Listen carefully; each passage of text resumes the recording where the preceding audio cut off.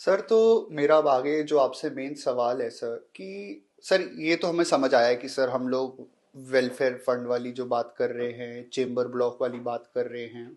Sir उसके अलावा sir एक चीज जो मुझे ऐसा लगता है कि सर आज की डेट के अंदर सर कम जो एग्जीक्यूटिव कमेटी हमारी बन रही है उसके अंदर सबका रिप्रेजेंटेशन नहीं है। क्या हो रहा है कि सर एक लिमिटेड 5-7 लोग जो हर बार बनते चले आ रहे हैं या पोस्ट ही उतरी नहीं है कि एक्चुअली जो रिप्रेजेंट हम सब भी कर पाए। सर उसके लिए क्या कुछ एक्शंस या फिर आप लोग जो सोच रहे हैं या आपके विजन डॉक्यूमेंट में जो हम देख सकते हैं सर। सिमरजीत, मैंने अभी आपको बताया, जातिवाद और धनबल का प्रयोग यहाँ की राजनीति में ये दो बड़े नासूर हैं। हाँ। केवल और केवल इन दो कारणों की वजह से आम आदमी यहाँ चुनाव नहीं लड़ पाता। चुनाव हम्म। लड़ने के लिए बड़े फंड की जरूरत है, हम्म। जो आम आदमी के पास नहीं होता। यही कारण है कि कोई गिने चुने लोग हो, कभी वो हम्म। सेक्रेटरी बन जाते हैं, उन्हीं में से वो लोग प्रेसिडेंट बन जाते हैं। आम आदमी को चुनाव लड़ने का चांस यहाँ नहीं मिल पाता, इसलिए आम आदमी का कोई रिप्रेजेंटेशन नहीं है। तो सर मतलब वो तो हमें समझ आया कि ये हमारा प्रॉब्लम है, बट आप लोग क्या उसके लिए कुछ सोल्यूशन लेकर आएंगे सर। मेरे पास इसका सॉल्यूशन है। जी सर, वो बताइए प्लीज। मैं अगर सेक्रेटरी बना तो जैसे मैंने आपको बताया कि हम एक तो 30 साल या 30 साल से ऊपर वाले जितने एडवोकेट्स हैं इनके ड्यूज माफ करेंगे। ओके। 5 साल तक की प्रैक्टिस के जितने लोग हैं, जितने एडवोकेट्स हैं, हम उनके ड्यूज माफ करेंगे। 5 से 8 साल तक की प्रैक्टिस वाले जितने लोग हैं हम उनके ड्यूज माफ करेंगे। और ये तादाद तो इतनी बड़ी हो जाएगी, 50% से ज्यादा लोग हो जाएंगे। ओके। चुनावों में हमारे यहाँ ड्यूज बड़ी समस्या है। केवल तमाम लोग ड्यूज डिपॉजिट करके चुनाव जीत जाते हैं। तो सर क्या इसके अंदर हम लोग, मेरा जो मेन सवाल है सर, क्या कुछ नई पोस्ट बन सकती है कि विमेन के लिए हमारी ये पोस्ट रहेगी, यंग जो एडवोकेट्स है उनके लिए भी हम हमारी एग्जीक्यूटिव कमेटी के अंदर ये हम कुछ पोस्ट वगैरह इंट्रोड्यूस हम करवा सके। आपने मेरा विजन डॉक्यूमेंट अगर देखा हो तो अभी हमारी एग्जीक्यूटिव कमेटी केवल 11 लोगों की है। Correct sir. मैंने इसमें 4 पोस्ट और जनरेट करने का ये वायदा किया मेंबर्स जी को। सर। हाँ। एक वुमेन वाइस प्रेसिडेंट, ओके। एक ऑडिटर की पोस्ट, एक जॉइंट सेक्रेटरी की पोस्ट और एक एक्स्ट्रा मेंबर एग्जीक्यूटिव की पोस्ट। ओके।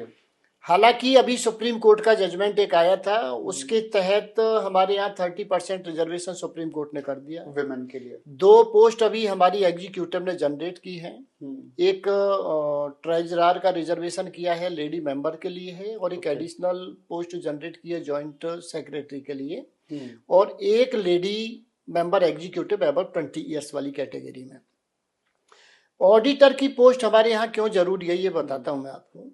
जब से साकेत बार बनी तब से लेके आज तक हमारे यहाँ आय व्यय का कोई लेखा जोखा कोई एग्जीक्यूटिव पेश नहीं करती। तो ये तो फिर काफी सही तो समस्या है, ये तो पूरी ये बड़ी समस्या है।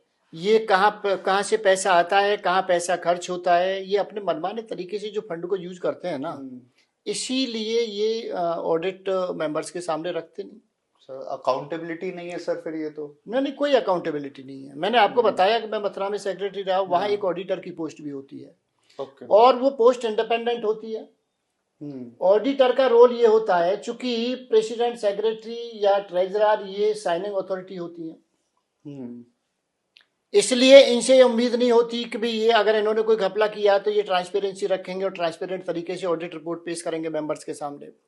ऑडिटर चूंकि इंडिपेंडेंट पोस्ट है तो उससे ये उम्मीद रहती है कि उसका कोई घालमेल होता नहीं किसी चीज में, तो जो भी खर्चा होता है, इनकम होती है बार की, वो सारी की सारी ऑडिट रिपोर्ट ऑडिटर तैयार करता है और मेंबर्स के सामने रखता है।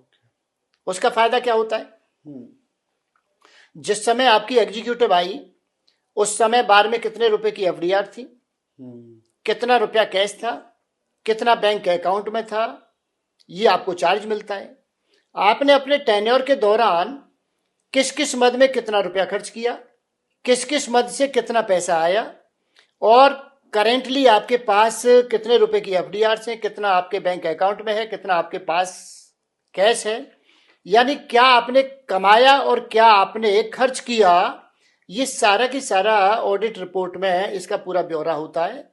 और ये मेंबर्स का राइट है ये जानना। ये तो सर फिर अगर ये चीज आप लोग सेक्रेटरी बनेंगे, आपकी जो एग्जीक्यूटिव कमेटी होगी, आई होप एक्चुअली है कि ये पोजीशन भी इंट्रोड्यूस हो। सर इसके साथ साथ आपके विजन डॉक्यूमेंट में I was going through it कि there are some changes which you want to bring in the canteen wise. So what are those things which you are looking for? नहीं, canteen से पहले एक point और रह गया इसमें। Yes yes sir. ये जो रिप्रेजेंटेशन की बात थी, 4 पोस्ट बढ़ा के हम इसको करने वाले थे 15। अभी हमारी करंट एग्जीक्यूटिव ने ये पोस्ट 2 पोस्ट क्रिएट करके अभी टोटल स्ट्रेंथ होगी हमारी एग्जीक्यूटिव की 13। उसमें से इन्होंने रिजर्वेशन दिया केवल 3 लेडी एडवोकेट्स को।